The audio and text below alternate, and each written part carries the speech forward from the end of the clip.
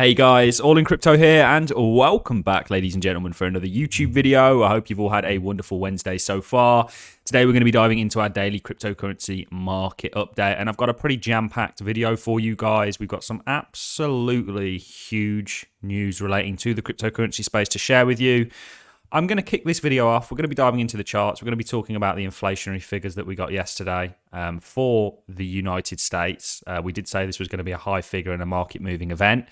And the market moving factor is not the actual inflationary stats, but what the Federal Reserve now do to implement it. Do they continue with this kind of soft landing, or do they get a little bit more hawkish and, move markets in the manner that we've seen? And we know markets right now. This is something I put on my Twitter. If you're not already following me on Twitter, guys, head over to @RealAllInCrypto and give me a follow, because we do post some pretty informative information on there daily. You can see this, of course, is Bitcoin in orange. This is your NASDAQ, huge correlation at the moment. And this kind of gives us a lot of credibility to the fact that markets are moving off of being markets, not, the assets that they're necessarily trying to represent.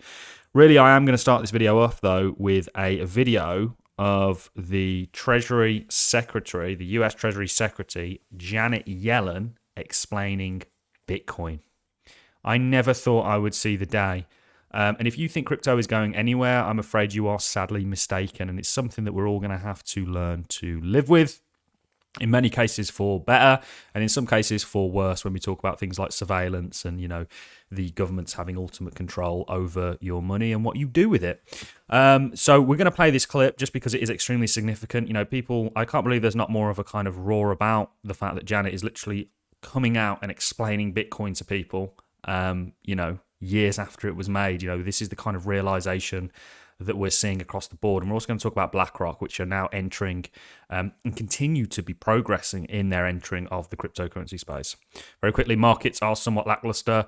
We're not seeing a lot of strength at some key levels for Bitcoin, but we'll talk about that when we dive into the charts. Let's start by playing this clip of the beautiful Janet Yellen. On centralized intermediaries like banks and credit card companies. In 2008, a person or group of people using the pseudonym Satoshi Nakamoto proposed a decentralized peer-to-peer system for making and processing payments. A key challenge in digital payments is to prevent the same assets from being spent twice.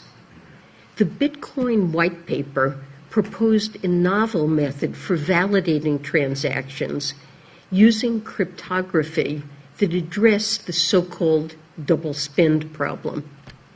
This is on centralized... It was just a very short, quick clip, guys. The reason that I play this is because it is nostalgic to me. I've been in crypto for 5 years. I've been looking into Bitcoin for longer. We have essentially Janet Yellen, one of the most important people within the United States government, essentially coming out and explaining Bitcoin and its benefits to you. That's significant. Crypto is the future, and we're here to sort of be there with you on this journey. We also have this. In addition to its corporate strategic investment and role as a primary asset manager of USDC cash reserves, BlackRock has entered into a broader strategic partnership with Circle, which includes exploring capital market application for USDC. We've seen lots of talk from the United States, from the UK more recently, about stablecoin regulation, and BlackRock want to be a part of this. And BlackRock, by the way, guys, why is it significant? Well, Larry Fink's fund is the largest in the world. They're the largest asset manager out there, to the tune of, I think, 7 trillion, round about there. Huge amounts of money, huge amounts of power that come with the likes of BlackRock, and they're increasingly becoming more and more involved in the crypto space, and this is a trend that we see throughout. Right now, we know the story for the cryptocurrency market. People always ask me, if there's so much amazing things happening, why is the price not moving? Well, it's because the price is moving currently off kind of macro events and really inflationary measures, speculation. So what I mean by that, and we've shown you this on a number of occasions, is what people are sort of pricing into the markets in terms of interest rate hikes and the damage that they'll do. And markets have kind of priced in where they think interest rate hikes are. But of course, we have ever-changing data with the consumer price index. It's the new kind of inflation is transitory for them to be now saying inflation is peaking. And this essentially is going to ultimately, this data is extremely significant. We spoke about it yesterday being a big day and a market moving event. Essentially, this data is going to have a large role to play in what the Federal Reserve do or don't do in terms of upping interest rates. And of course, the reason they're upping interest rates is to dampen markets, potentially to kill some of that wealth effect off. So the higher the interest rates, and it's a very hypocritical and almost ironic situation for Bitcoin, because Bitcoin really was created to highlight the failing of the monetary system, which of course there's no bigger highlightation of that than the high inflation rate. But actually, this is bad for Bitcoin's price. If we see high inflation, we see more of aggressive Fed, and we've seen currently, like we've been showing you, that this directly is driving and impacting our market. So a more aggressive Fed is typically bad for Bitcoin. So we need to see a decoupling of this for the crypto space. I think we will get that. I'm not sure when that comes though, in my humblest of humble opinions. Let's dive into Bitcoin because we're at a very, very key level. We're going to drop down to the daily straight off the bat. Not much to report other than what we've already reported on. You guys know that we had highlighted this area here around about the 40k level from the second you kind of broke back into here after forming this descending triangle. And we said, look, you want to see strength come in round about this sort of trend line. And you actually want to see, some sort of a decisive move up. So you are potentially getting that consolidation just very quickly because people still are in awe and they think their altcoins are very separate and, move off their own rhythm. Look at this move here for Bitcoin. Look at Ethereum. Look at the likes of ADA. Identical.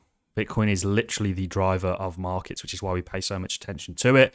And ultimately, there's a million and one amazing things going on, chain and fundamentally for Bitcoin and the crypto space. But that's not filtering through to the price because the price is ultimately very tethered and driven currently by the wider markets, really interest rates and what they're going to be. And there's a number of other factors, there's lots of uncertainty. We've got lots of things coming out of CNBC and a number of other news outlets in regards to China, what's going on over there, more lockdowns, that sort of stuff. Also, you've got a lot of countries out there that are currently not doing too well. Turkey, Pakistan, I think Egypt was one, Sri Lanka's in real turmoil. There's lots of countries out there that are really sort of crippling under their own monetary systems. Is this the catalyst? Do we see more of these countries adopting Bitcoin?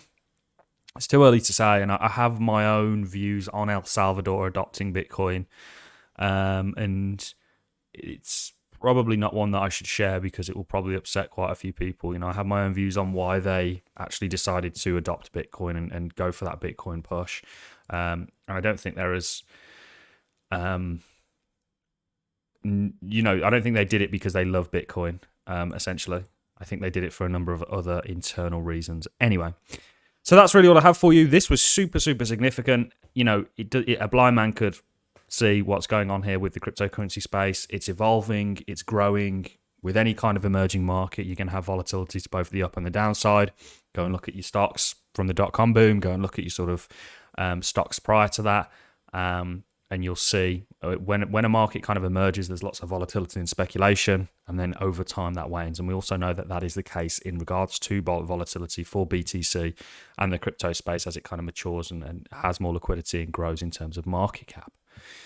So that is really all I have for you. This was certainly a high inflationary stat. Does this top out? Because I think a good scenario for markets is we start to see inflation topping out. And then we kind of, the Fed continues on the path that they've set out for. A bad scenario is essentially we continue to get higher and higher and higher inflation, which moves the Fed to take unset out measures to combat it. And of course, this will be, in my opinion, rather detrimental for the markets as we've seen it play havoc to date. So that's what I've got for you guys. If you're not already following me on Twitter, head over to @RealAllInCrypto. Remember to hit that subscribe button. A like and a comment is always really appreciated. And I look forward to seeing you all in the next YouTube video. Thanks a lot for watching, guys.